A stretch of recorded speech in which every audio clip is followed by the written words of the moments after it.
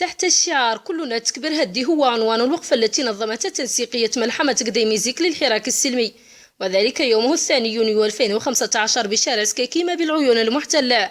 الوقفة التي رفعت خلالها أعلام الجمهورية العربية الصحراوية الديمقراطية وصور المناضلة كبر هدي والشعارات منادية بحياتها وحياة الجبهة الشعبية لتحرير الساقية الحمراء وادي الذهب، حيث حضرها إلى جانب المرأة الصحراوية الآباء الأجلاء الذين عوضونا دائما على المؤازرة والتلاحم ووضع اليد في اليد مع كل صحراوي تطاولت عليه أيادي الغدر المغربي.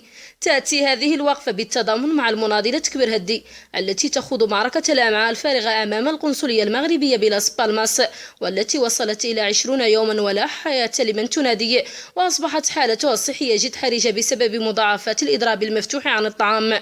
وفي الأخير تعهدت تنسيقية قديميزيك والجماهير الصحراوية للعدو المحتل الغاشم أنه لا حركة ولا سكون ما دام غازي يدنس الأرض والعرض، ولن تنام لنا جفون وأبناؤنا في السجون، ودماء أبناء الشعب الصحراوي لم ترق بعد. فمعركة تكبر هدي هي ملف ينضف إلى سجل التاريخ الذي يسجل محطات البطولية لنضالات الشعب الصحراوي العزل.